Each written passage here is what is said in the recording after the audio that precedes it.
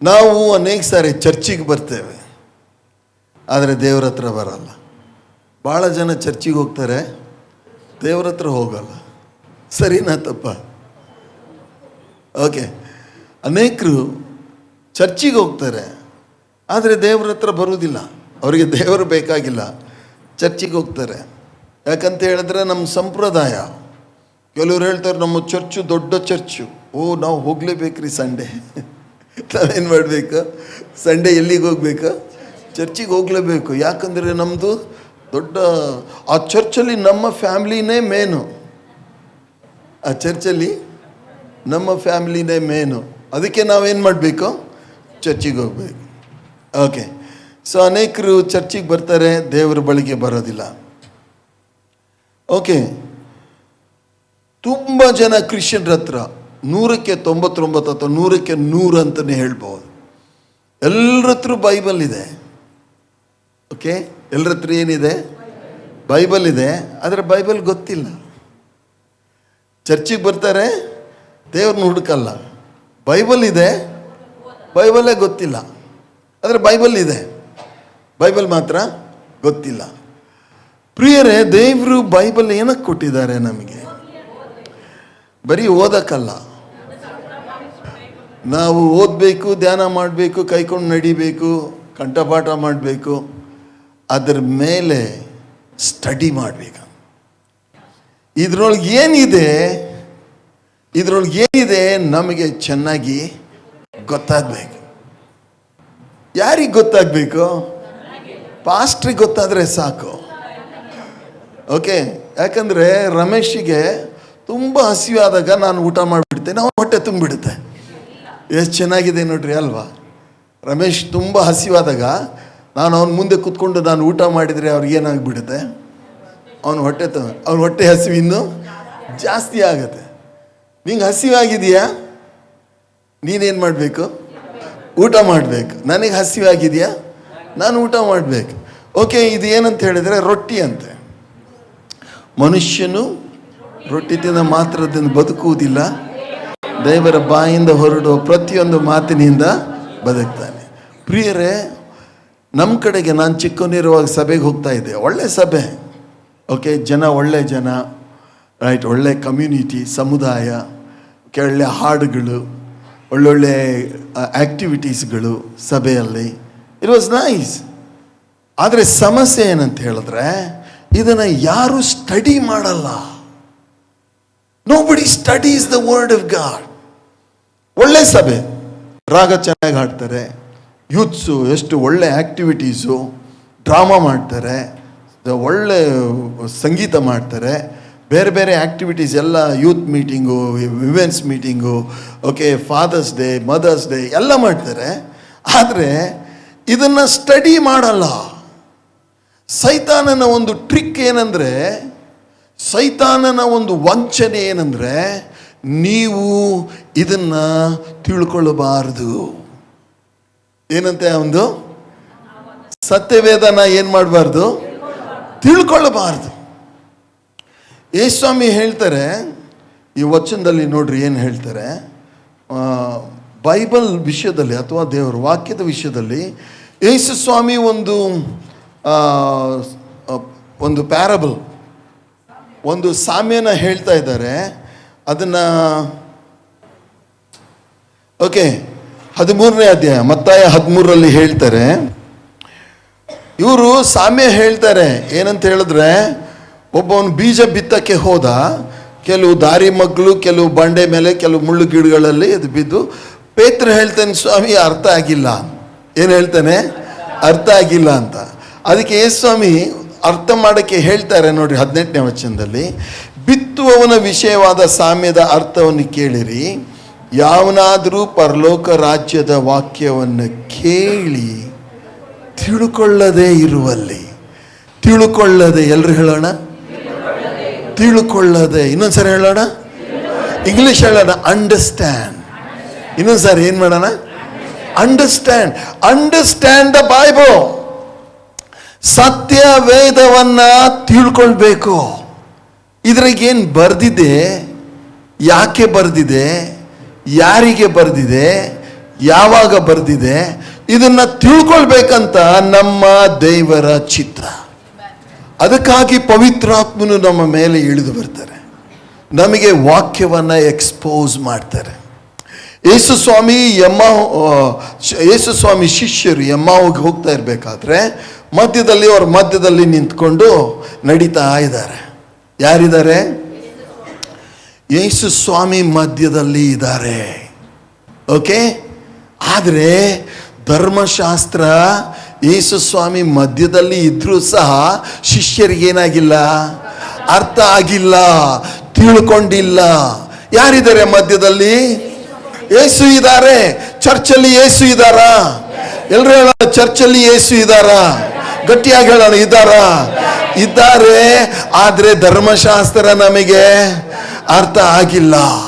ಯೇಸು ಸ್ವಾಮಿ ಹೇಳ್ತಾರೆ, ಎಲ್ಲ ಕತೆ ಹೇಳ್ತಾ ಹೇಳ್ತಾ ಹೇಳ್ತಾ ಮುಂದೆ ಹೋಗ್ಬೇಕಾದ್ರೆ ಹೇಳ್ತಾರೆ, ನಿಮಗೇನು ಗೊತ್ತಾಗಿಲ್ವಾ? ಯಾವಾಗ ಯೇಸು ಸ್ವಾಮಿ ರೊಟ್ಟಿ ಮುರಿದ್ರು, ಎಲ್ರು ಹೇಳೋಣ, ಗಟ್ಟಿಯಾಗಿ ಹೇಳೋಣ, ಇಲ್ಲಿ ಬಂದು ನಾವು ರೊಟ್ಟಿ ಮುರಿಯುವಾಗ ನಮಗೆ ಆಗ್ಬೇಕಾದದ್ದು ಏನು? ಹೇಳ್ರ ಸ್ವಾಮಿ ನಮ್ಮ ಕಣ್ಣು ತೆರೆ. ಹೇಳ್ರಿ, ಸ್ವಾಮಿ ನಮ್ಮ ಕಣ್ಣು ತೆರೆ. ನಮ್ಮ ಪಾಸ್ಟ್ರನ್ನ ನಾವು ಸರಿಯಾಗಿ ನೋಡ್ಬೇಕು.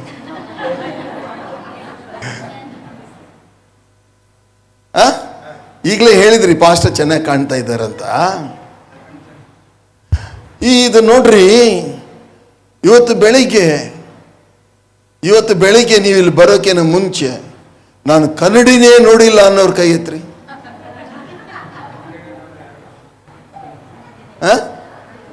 ನಾ 1 ಸರಿ ಅಲ್ಲ 3 ಸರಿ ನೋಡ್ಕೊಂಡೀನಿ, ಯಾಕಂದ್ರೆ ನಾನು ಇಲ್ಲಿ ಮುಂದೆ ಬಂದಿಲ್ಬೇಕಲ್ಲ. ಓಕೆ, ಕನ್ನಡಿನ ನಾನು ನೋಡುವಾಗ ತಮಾಷೆ, ಇವತ್ತು ನಾನು ಕನ್ನಡಿ ನೋಡ್ತಾ ಇದ್ದೀನಿ, ರಮೇಶ್ ಕಾಣ್ತಾ ಇದ್ದಾನೆ ನನಗೆ. ನೀವು ಕನ್ನಡಿ ನೋಡಿದಾಗ ಬೇರೆಯವ್ರು ಕಾಣ್ತಾರ, ನೀವೇ ಕಾಣ್ತೀರಾ? ನಮ್ಮ ಚರ್ಚಲ್ಲಿ ಬಹಳ ವಿಚಿತ್ರ. ಅವ್ರೇನು ಹೇಳ್ತಾರಂದ್ರೆ, ಇವತ್ತಿನ ವಾಕ್ಯ ಪದ್ಮಾವತಿಗೆ ಇತ್ತು ಅಂದ್ರೆ ಅರ್ಥ ಏನಂತ ಹೇಳಿದ್ರೆ, ಕನ್ನಡಿಯಲ್ಲಿ ಅವ್ರು ಯಾರನ್ನ ಕಾಣ್ತಾರೆ? ಪದ್ಮಾವತಿನ ಕಾಣ್ತಾರೆ, ಬೇರೆಯವ್ರನ್ನ ಕಾಣ್ತಾರೆ, ತಮ್ಮನ್ನ. ಇದು ಏನಂತೆ? ಎಲ್ರು ಹೇಳೋಣ, ದೇವ್ರ ವಾಕ್ಯ ಏನು?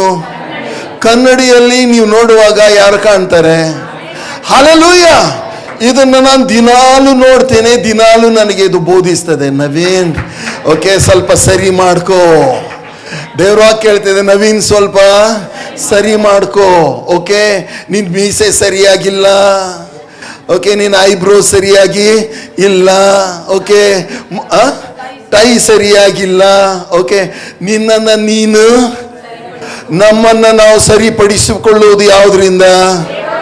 Wow, hallelujah, amen. ಪ್ರಿಯ ಸಹೋದರಿ, ಅದಕ್ಕೆ ದೇವರ ವಾಕ್ಯ ನಾವು ಓದ್ಬೇಕು, ದೇವರ ವಾಕ್ಯ ಸ್ಟಡಿ ಮಾಡಬೇಕು. ಯಾಕಂತ ಹೇಳಿದ್ರೆ ಅದು ನಾವು ಯಾರು ಅಂತ ದೇವರ ವಾಕ್ಯ ತೋರಿಸ್ತದೆ. ದೇವರ ವಾಕ್ಯ ನಾವು ಯಾರು ಅಂತ ಚೆನ್ನಾಗಿ ನಮಗೆ ತೋರಿಸ್ತದೆ. ಅದಕ್ಕಾಗಿ ದೇವರ ವಾಕ್ಯ ನಾವು ಓದಬೇಕು. ಎರಡನೇದಾಗಿ ನಮ್ಮ ದೇವರು ಯಾರು ಅಂತ ದೇವರ ವಾಕ್ಯ ತೋರಿಸ್ತದೆ. ಹಲ್ಲೆಲೂಯಾ. ದೇವರು ಯಾರು, ಹೇಗಿದ್ದಾರೆ?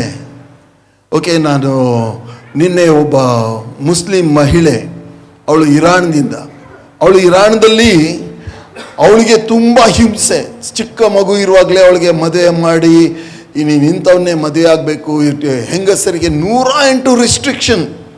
ಸೊ ಅದನ್ನೆಲ್ಲ ಅವಳು ದಾಟಿ ಕಡೆಗೆ ಎಲ್ಲಿಂದ ತಪ್ಪಿಸ್ಕೊಂಡು ಬೇರೆ ದೇಶಕ್ಕೆ ಅವಳು ಹೋದಾಗ ಒಂದ್ಸಾರಿ ಒಂದು ಚರ್ಚಲ್ಲಿ ನಿಂತಾಗ, ಅವಳು ನಿಂತ್ಕೊಂಡಾಗ ಒಂದು ಕೈ ಬಂದು ಅವಳ ಎದೆ ಮೇಲೆ ಬಂದು ಅವಳಿಗೆ ಸಂತೈಸ್ತದೆ. ಅದು ಯೇಸು ಅಂತ ಅವಳಿಗೆ ಗೊತ್ತಾಗ್ತದೆ. ಯೇಸುವಿನ ಬಗ್ಗೆ ಅವಳು ತಿಳ್ಕೊಂಡು ಅವಳು ಹೇಳ್ತಾಳೆ, ಇಂಥ ವ್ಯಕ್ತಿನೇ ನಾನು ನೋಡಿಲ್ಲ, ಈ ವ್ಯಕ್ತಿ ಯಾರು ಅಂತ ತಿಳ್ಕೊಳ್ಳೋಕ್ಕೆ ದೇವರ ವಾಕ್ಯಕ್ಕೆ ಹೋಗ್ತಾಳೆ. ದೇವರ ವಾಕ್ಯ ಹೇಳ್ತದೆ, ಯೇಸು ಪ್ರೀತಿಸ್ತಾನೆ, ಯೇಸು ನಮ್ಮನ್ನ ಸಂತೈಸ್ತಾನೆ, ಯೇಸು ನಮಗಾಗಿ ಪ್ರಾಣ ಕೊಟ್ಟಿದ್ದಾನೆ. ಅವಳು ಹೇಳ್ತಾಳೆ, my guru, my life, my everything is Jesus ಅಂತ ಹೇಳ್ತಾಳೆ. Hallelujah, amen. ಆದ್ರಿಂದ ಪ್ರಿಯ ಸಹೋದರಿ, ನಾವು ದೇವರನ್ನ ತಿಳ್ಕೊಳ್ಳುವುದು ದೇವರ ವಾಕ್ಯದಿಂದ. Hallelujah. We will know our God by his word, ಅವರ ವಾಕ್ಯದ ಮೂಲಕ. ಅನೇಕ ಸಭೆಗಳಲ್ಲಿ ಒಂದು ಕತೆ ಹೇಳ್ತಾರೆ, ಜನ ಲಕ್ಷಗೊಟ್ಟು ಕತೆ ಕೇಳ್ತಾರೆ, ಹೋಗ್ತಾರೆ. ಅಷ್ಟೇ ನಮ್ಮ ಜೀವನ ಅಲ್ಲ, ಇದನ್ನು ನಾವು ಚೆನ್ನಾಗಿ ತಿನ್ಬೇಕು. ಏನ್ ಮಾಡ್ಬೇಕು? ಸುರುಳಿಯನ್ನ ಏನ್ ಮಾಡ್ಬೇಕು? ತಿನ್ಬೇಕು. ಆವಾಗಲೇ ನಾವು ಯಾರು ಅಂತ ನಮಗೆ ಗೊತ್ತಾಗ್ತದೆ, ನಮ್ಮ ದೇವರು ಯಾರಂತ ನಮಗೆ ಗೊತ್ತಾಗ್ತದೆ. ಅಷ್ಟು ಮಾತ್ರವಲ್ಲ, ನಿಮ್ಮ ವೈರಿ ಯಾರಂತ ನಿಮಗೆ ಚೆನ್ನಾಗಿ ಗೊತ್ತಾಗೋದು ಯಾವುದರಿಂದ? ದೇವರ ವಾಕ್ಯದಿಂದ. ಆದ್ರಿಂದ ಪ್ರಿಯ ಸಹೋದರ ಸಹೋದರಿ, ದೇವರ ವಾಕ್ಯವನ್ನ ನಾವು ಓದಬೇಕು, ನಮ್ಮ ವೈರಿ ಯಾರು ಅಂತ, ಮತ್ತು ನಮ್ಮ ಅಕ್ಕಪಕ್ಕದವರು ಯಾರು ಅಂತ ನಮಗೆ ಚೆನ್ನಾಗಿ ಗೊತ್ತಾಗ್ತದೆ. ಹಲ್ಲೆಲೂಯಾ. ಓಕೆ, ಅದು ಹಿಂದಿನ ವಾರ ನಾನು ಹೇಳ್ತಾ ಇದ್ದೆ. ಏನಂತ ಹೇಳಿದ್ರೆ, ಈಗ ಅಪೊಸ್ತಲರ ಕೃತ್ಯ 10ನೇ ಅಧ್ಯಾಯದಲ್ಲಿ ಒಂದು ಕತೆ ಇದೆ, ಓದೋಣ. ಅಪೊಸ್ತಲರ ಕೃತ್ಯ 10ನೇ ಅಧ್ಯಾಯ ಮೊದಲನೇ ವಚನದಿಂದ ನಾನು ಹೇಳ್ತೇನೆ. ಕೈಸರೆಯದಲ್ಲಿ ಇತಾಲ್ಯದ ಪಟಾಲಮೆನೆನಿಸಿಕೊಳ್ಳುವ ಒಂದು ಪಟಾಲಮಿನ ಶತಾಧಿಪತಿಯಾದ ಕೊರ್ನೇಲಿಯನೆಂಬ ಒಬ್ಬ ಮನುಷ್ಯನಿದ್ದನು. ಅವನು ಭಕ್ತನು, ತನ್ನ ಮನೆಯವರೆಲ್ಲರ ಸಹಿತವಾಗಿ ದೇವರಿಗೆ ಭಯಪಡುವವನು ಆಗಿದ್ದು, ಜನರಿಗೆ ಬಹಳವಾಗಿ ದಾನ ಧರ್ಮ ಮಾಡುತ್ತಾ ದೇವರಿಗೆ ನಿತ್ಯವೂ ಪ್ರಾರ್ಥನೆ ಮಾಡುತ್ತಾ ಇದ್ದನು. ಮಧ್ಯಾಹ್ನದ ಮೇಲೆ ಸುಮಾರು 3 ಗಂಟೆಗೆ ಅವನಿಗೆ ಒಂದು ದರ್ಶನ ಉಂಟಾಗಿ, ಒಬ್ಬ ದೇವದೂತನು ಆತನ ಬಳಿಗೆ ಬಂದು ಕೊರ್ನೇಲನೆ ಎಂದು ಕರೆಯೋದನ್ನು ಅವನು ಪ್ರತ್ಯಕ್ಷವಾಗಿ ಕಂಡನು. ಕೊರ್ನೇಲಿಯಸನು ಯಾರನ್ನ ನೋಡಿದಂತೆ? ದೇವದೂತನನ್ನು ನೋಡಿದಂತೆ. ಯಾರನ್ನ ನೋಡಿದ? ಯಾರು? ನಂಬ್ತೀರಾ? ಹಲೋ, ನಂಬ್ತೀರಾ? ಕೊರ್ನೇಲ್ ಅನ್ನೋವನು ದೇವದೂತನನ್ನ ನೋಡಿದ.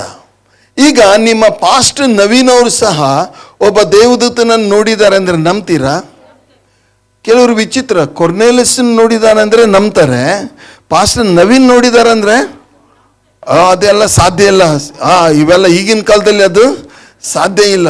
ಇಲ್ಲ ಪ್ರಿಯ ಸಹೋದರಿ ಸಹೋದರಿ, ನಾನು ನಿಮ್ಗೆ ಯಾವತ್ತು ಕತೆ ಹೇಳಲಿಕ್ಕೆ ಸ್ಟಾರ್ಟ್ ಮಾಡಿದೆ? ಎಷ್ಟು ಜನರಿಗೆ ನೆನಪಿದೆ ಗೊತ್ತಾ? ಯಾವ್ದು ಹೇಳಲಿಕ್ಕೆ ಸ್ಟಾರ್ಟ್ ಮಾಡಿದೆ? ಓಕೆ, ಮನೆ ವಿಷಯದಲ್ಲಿ. ಇವಾಗ ಕೆಲವರಿಗೆ ಮನೆಯದು ಪ್ರಾಬ್ಲಮ್ ಇದೆ. ದೇವರು ನಿಮ್ಮ ವಿಷಯದಲ್ಲಿ ಮಾತ್ರವಲ್ಲ, ನಿಮ್ಮ ಮನೆ ವಿಷಯದಲ್ಲಿ ಅವರೇ ಚಿಂತೆ ಮಾಡ್ತಾರೆ. ನಿಮ್ಮ ಚಿಂತೆಯನ್ನೆಲ್ಲ ಆತನ ಮೇಲೆ ಹಾಕಿರಿ, ಆತ ನಿಮಗೋಸ್ಕರ ಚಿಂತಿಸ್ತಾನೆ ಅಂತ ದೇವ್ರ ವಾಕ್ಯ ಹೇಳ್ತಿದೆ. ಓಕೆ, ನಾವು ಯಾವುದದು ಅಯ್ಯಪ್ಪ ಟೆಂಪಲ್ ಸ್ಟ್ರೀಟ್ ಅಂತ ಆಸ್ಟಿನ್ ಟೌನಲ್ಲಿ ಒಂದು ಸಣ್ಣ ಮನೆ. ಓಕೆ, ನಾನು ಕೂತ್ಕೊಂಡ್ರೆ ಕಾಲು ಚಾಚಿದ್ರೆ ಮುಂದೆ ಕೂತವ್ರಿಗೆ ಕಾಲು ತಾಗುತ್ತೆ, ಅಷ್ಟು ಸಣ್ಣ ರೂಮ್. ಸೊ ನಾವು ಬೆಡ್ರೂಮಲ್ಲಿ ಕೂತ್ಕೊಂಡಿದ್ವಿ. ಅಲ್ಲಿ ಅದು ದೆವ್ವಗಳ ಮನೆ, ಮೇಲೆಲ್ಲ ರಾತ್ರಿ ದೆವ್ವಗಳು ಓಡಾಡೋ, ಅಲ್ಲಿ ಎಲ್ಲ ಸೌಂಡ್ ಎಲ್ಲ ಬರೋದು. ನಾನು ನನ್ನ ಹೆಂಡತಿಗೆ ಮೋಸ ಮಾಡಿ ಹೇಳಿದೆ ಏನಂದರೆ, ಇಲ್ಲ ಜನ ಸುತ್ತಾಡ್ತಿರ್ತಾರೆ, ಶೀಟ್ ಮನೆ ಮೇಲೆ ಯಾರು ಸುತ್ತಾಡ್ತಾರೆ? ಓಕೆ, ಸೊ ಹೀಗೆ ಅವಳಿಗೆ ಮೋಸ ಮಾಡಿದ್ರು, ಅದು ಬಾಂಬೆ ಹುಡುಗಿ, ಅವಳಿಗೆ ಮೋಸ ಮಾಡೋಕ್ಕಾಗಲ್ಲ.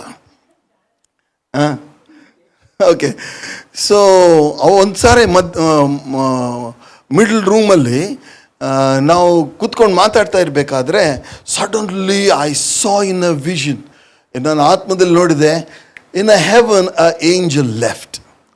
ಒಬ್ಬ ದೂತ ಪರಲೋಕವನ್ನು ಬಿಟ್ಟ. ನಾನು ನನ್ನ ಜೀವನದಲ್ಲಿ ಅನುಭವಿಸಿದ್ದೀನಿ. ನಿಮ್ಗೆ ಯಾಕೆ ಹೇಳ್ತಾ ಇದ್ದೇನೆಂದರೆ, ನಿಮಗೆ ಖಂಡಿತವಾಗಿ ಎನ್ಕರೇಜ್ಮೆಂಟ್ ಆಗುತ್ತೆ. ದೇವರು ನಿಮಗೆ ಅದಕ್ಕಿಂತಲೂ ಹೆಚ್ಚಿನ ಅನುಭವಗಳನ್ನು ಕೊಡ್ತಾರೆ. ಹಲ್ಲೆಲೂಯಾ. ನೀವು ಅಪೇಕ್ಷಿಸಿದರೆ ಖಂಡಿತವಾಗಿ ದೇವರು ನಿಮಗೆ ಅನುಭವಗಳನ್ನು ಕೊಡ್ತಾರೆ. ಹಲ್ಲೆಲೂಯಾ.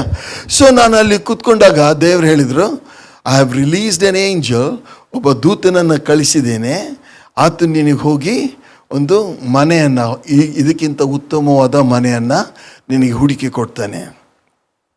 ಸೊ ನಾನು ಖುಷಿಯಾಗಿ ನಾನು ಫ್ರಂಟ್ ರೂಮಿಗೆ ಬಂದು ಪ್ರಾರ್ಥನೆ ಮಾಡುವಾಗ ಒಂದು ಕೆಲಸ ಮಾಡಿದೆ, ಅದನ್ನು ಆಮೇಲೆ ನಿಮಗೆ ಹೇಳ್ತೀನಿ. ಓಕೆ, ಈಗಲೇ ಹೇಳಲ್ಲ, ಯಾಕಂದರೆ ಎಲ್ಲ ಒಮ್ಮಗಲೇ ಹೇಳಿದರೆ ನಿಮಗೆ ತಲೆಯಲ್ಲಿ ಹೋಗಲ್ಲ. ಓಕೆ, ಸೊ ಅದಕ್ಕೆ ಆಮೇಲೆ ಹೇಳ್ತೀನಿ. ಸೊ ನಾನು ಪ್ರಾರ್ಥನೆ ಮಾಡಿ ಆದಮೇಲೆ ಅದು ದೇವದೂತಂದು ಅಡ್ರೆಸ್ಸೇ ಇಲ್ಲ. ಏನು ಮಾಡಿದ ಏನಂತ ಗೊತ್ತಿಲ್ಲ. ಒಂದು 6 ತಿಂಗಳಾಗಿರ್ಬೇಕಲ್ಲ ಅಲ್ಲಿ. ನಾವು 6 ತಿಂಗಳಾದಮೇಲೆ ನನ್ನ ಹೆಂಡತಿ ಕೇಳಿದ್ಲು, ಎಲ್ರಿ ನಿಮ್ಮ ದೇವದೂತ ಅಂತ. ನಾನು ಹೇಳಿದೆ, ದೇವದೂತ ಮನೆ ಹುಡುಕ್ತಾ ಇದ್ದಾನೆ. ಇಲ್ಲಿ ಇಂಡಿಯಾದಲ್ಲಿ ಅಡ್ರೆಸ್ಗಳು ಹುಡುಕೋದು ಭಾಳ ಕಷ್ಟ ಅಲ್ಲ, ಎಲ್ಲ ಸ್ಟ್ರೀಟ್ಗಳು ಅಡ್ರೆಸ್ಗಳು ತುಂಬ ಕಷ್ಟ, ಅದಕ್ಕೆ ಅವನು ಇನ್ನೂ ಹುಡುಕ್ತಾ ಇದ್ದಾನೆ, ಚಿಂತೆ ಮಾಡಬೇಡ ಅಂತ. ಒಂದು ಸತಿ ಏನಾಯ್ತಂದರೆ, ಒಬ್ಬ ಪಾಸ್ಟ್ರು ಅವರು 2 ವೀಲರ್ ಮೇಲೆ ಮಗುವಿನ ಎತ್ಕೊಂಡು ಅವ್ರು ಹೇಳಿದರು, ನಾವು ಕೇಂಬ್ರಿಡ್ಜ್ ಲೇಔಟಲ್ಲಿದ್ವಿ, ನಾನು ಗಾಡಿ ಮೇಲಿದ್ದೆ. ಅವ್ರು ಹೇಳಿದರು, ಪಾಸ್ಟರ್ ನೀವು ಅಷ್ಟು ದೂರ ಹಾಕಿದ್ದೀರಿ, ಈಚೆ ಬನ್ನಿ ಅಂದರು. ನಾನು ಹೇಳಿದೆ, ಈ ಕಡೆಗೆಲ್ಲ ತುಂಬ ಕಾಸ್ಟ್ಲಿ ಸರ್ ಮನೆ, ಬಾಡಿಗೆ ಮನೆ ಅಂತ.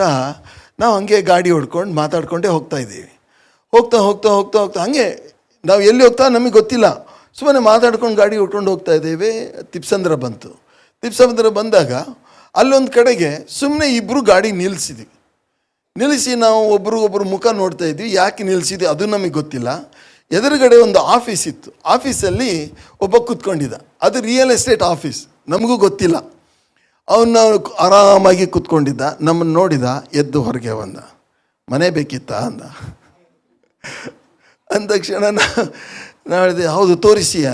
ಹೆಂಗೆ ಕೆಲಸ ಮಾಡ್ತೀರಿ? ನಾವು ಪಾಸ್ಟ್ರಿಗೆ ಒಳ್ಳೆ ಮನೆ ಇದೆ ಅಂತ 2 ಮನೆ ತೋರಿಸಿದ ಅವನು. ಒಂದು ಮನೆ ಗ್ರೌಂಡ್ ಫ್ಲೋರಲ್ಲಿ, ಓಕೆ, ಗ್ರೌಂಡ್ ಫ್ಲೋರಲ್ಲಿ. ಆವಾಗ ಅಡುಗೆ ಮನೆಗಳಿಗೆಲ್ಲ ಟೈಲ್ಸ್ ಇರ್ತಿರಲಿಲ್ಲ. ಆಮೇಲೆ ಬಂತು ಎಲ್ಲ ಟೈಲ್ಸ್ಗಳು, ಎಲ್ಲ ಅಡುಗೆ ಮನೆಗೆಲ್ಲ ಟೈಲ್ಸ್ಗಳನ್ನ ಹಾಕಲಿಕ್ಕೆ ಪ್ರಾರಂಭ ಮಾಡಿದರು. ಸೊ ಒಳ್ಳೆ ಟೈಲ್ಸ್ ಇದೆ, ಒಳಗೇ ಬಾವಿ ಇದೆ, ಮತ್ತು ಕಾವೇರಿ ನೀರು ಇದೆ. ಓಕೆ, ಸೊ ಇದು ಮೊದಲೇದು. ಎರಡನೇ ಒಂದು ಮನೆ ತೋರಿಸಿದ, 2nd ಫ್ಲೋರಲ್ಲಿ ಹೊಸ ಮನೆ, ಸಣ್ಣ ಮನೆ. ಓಕೆ, ನೀರೆಲ್ಲ ಕೆಳಗಿಂದ ಮೇಲೆ ಟ್ಯಾಂಕಲ್ಲಿ ತುಂಬಿಸ್ತಾರೆ. ಸೊ ನಾವು ಮೊದಲೇ ಮನೆಗೆ ಹೋದೆ, ನೋಡಿದೆ, ದೊಡ್ಡದಾಗಿತ್ತು, ಸ್ವಲ್ಪ ಬಾಡಿಗೆ ಹೆಚ್ಚು. ಎರಡನೇ ಮನೆಗೆ ಹೋಗಿ ಹಿಂಗೆ ಕಾಲಿಟ್ಟ ತಕ್ಷಣ I started speaking in tongues, ಅನ್ಯ ಭಾಷೆ ಮಾತಾಡ್ಲಿಕ್ಕೆ ಸ್ಟಾರ್ಟ್ ಮಾಡಿದೆ. ಅದ್ರ ಇಂಟರ್ಪ್ರಿಟೇಷನ್ ಅಂತಂದರೆ, this is a house, I want you to come here ಅಂತ ಸ್ವಾಮಿ ಹೇಳಿದ್ರು. ಹಾಲೆಲೂಯಾ. ಸ್ವಾಮಿ ನಡೆಸ್ತಾರಾ? ಯಾ. ಸೊ ನಾನು ನಮ್ಮ ಮೇಡಮ್ ಬಾಸ್ಗೆ ಹೇಳಿದೆ, ನಮ್ಮ ಬಾಸ್ ಇದಾರಲ್ಲ, ಈ 2 ಮನೆ ಇದೆ, ಯಾವುದು ನಿಂಗೆ ಇಷ್ಟ ಅಂತ. ಅವ್ರು ಯಾವ್ದು ಹೇಳಿರ್ಬೋದು? Ground floor. ಯಾಕಂದರೆ first of all ground floor. ಎರಡನೇದು ನೀರು. ಯಂಗ್ಸರ್ಗೆ ಬಾವಿಯಲ್ಲಿ ಇಟ್ಟರೂ ಸಾಲಲ್ಲ, ಅವ್ರಿಗೆ ಅಲ್ಲೇ ರೂಮ್ ಮಾಡಿ ಇಟ್ಟರೂ ಸಹ ಸಾಲಲ್ಲ. ಓಕೆ, ಒಳಗಡೆ ಕಾವೇರಿ ನೀರು ಮತ್ತು ಬಾವಿ ನೀರು ಮತ್ತು ಒಳ್ಳೆ ಟೈಲ್ಸ್ ನೋಡೇ ಇಲ್ಲ ನಾವು. ಎಷ್ಟು ಮನೆಗಳಲ್ಲಿದ್ವಿ, ತಿಪ್ಸಂದ್ರದಲ್ಲಿ ನೋಡಿಲ್ಲ, ಆಸ್ಟಿನ್ ಟೌನಲ್ಲಿ ನೋಡಿಲ್ಲ. ಈ ಟೈಲ್ಸ್ ಎಲ್ಲ ನೋಡಿಬಿಟ್ಟು ಮೇಡಮ್ ಖುಷಿಯಾಗಿಬಿಟ್ಟು ಇದೇ ಮನೆ ಬೇಕು ಅಂದರು. ಸೊ ನೋಡ್ರಿ, ಮೊದಲನೇ ಮನೆಗೂ ಸಮಾಧಾನ ಇದೆ, ಎರಡನೇ ಮನೆಗೂ ಸಮಾಧಾನ ಇದೆ. ದೇವ್ರ ಚಿತ್ತ ಕಂಡ್ಕೊಳ್ಳೋದು ಹೇಗೆ? ಓಕೆ, ಅವಾಗ ದೇವ್ರು ನನಗೊಂದು ಪಾಠ ಕಲಿಸಿದ್ರು. ಏನಂತ ಹೇಳಿದ್ರೆ, 2 ಮನೆಗಳನ್ನು ದೇವ್ರ ಮುಂದೆ ಇಟ್ಟು ನಾನು ದೇವರಿಗೆ ಸ್ತೋತ್ರ ಸಲ್ಲಿಸಿ ಪ್ರಾರ್ಥನೆ ಮಾಡಲಿಕ್ಕೆ ಸ್ಟಾರ್ಟ್ ಮಾಡಿದೆ. ಪ್ರಾರ್ಥನೆ ಮಾಡೋಕ್ಕಿಂತ ಮುಂಚೆ 2 ಮನೆ ವಿಷಯದಲ್ಲಿ ಸಮಾಧಾನ ಇದೆ. ಪ್ರಾರ್ಥನೆ ಮಾಡ್ತಾ ಒಂದು ಮನೆ ವಿಷಯದಲ್ಲಿ ಡಿಸ್ಟರ್ಬೆನ್ಸ್ ಬರ್ತಾ ಇದೆ, ಇನ್ನೊಂದು ಮನೆ ವಿಷಯದಲ್ಲಿ ಸಂತೋಷ ಬರ್ತಾ ಇದೆ. ಹಲ್ಲೆಲೂಯ. ದೇವ ಚಿತ್ತ ಕಂಡ್ಕೊಳ್ಳೋ ಇನ್ನೊಂದು ಮಾರ್ಗ ನಿಮಗೆ ಹೇಳ್ತಾ ಇದ್ದೇನೆ. ಹಲ್ಲೆಲೂಯ. ಸೊ ಇಮಿಡಿಯೇಟಾಗಿ ನಾವು ತೀರ್ಮಾನ ಮಾಡಲಿಲ್ಲ, ಇಮಿಡಿಯೇಟಾಗಿ ತೀರ್ಮಾನ ಮಾಡಿ ನಾವು ಜಂಪ್ ಮಾಡಲಿಲ್ಲ. ನಾವೇನು ಮಾಡಿದ್ವಿ ಅಂದರೆ, 2 ಮನೆಗೋಸ್ಕರ ಪ್ರಾರ್ಥನೆ ಮಾಡ್ತಾ ಇರಬೇಕಾದ್ರೆ ಒಂದು ಮನೆ ವಿಷಯದಲ್ಲಿ ಡಿಸ್ಟರ್ಬೆನ್ಸ್ ಆಯಿತು. ಅದು ಯಾವುದಂತ ಹೇಳಿದ್ರೆ, ಈ ಕಾವೇರಿ ನೀರು ಬಾವಿ ಇತ್ತಲ್ಲ, ಮೇಡಮ್ ಇಷ್ಟಪಟ್ಟಿದ್ದಾರಲ್ಲ, ಆ ಮನೆಗೆ ಡಿಸ್ಟರ್ಬೆನ್ಸ್ ಸ್ಟಾರ್ಟ್ ಆಯಿತು.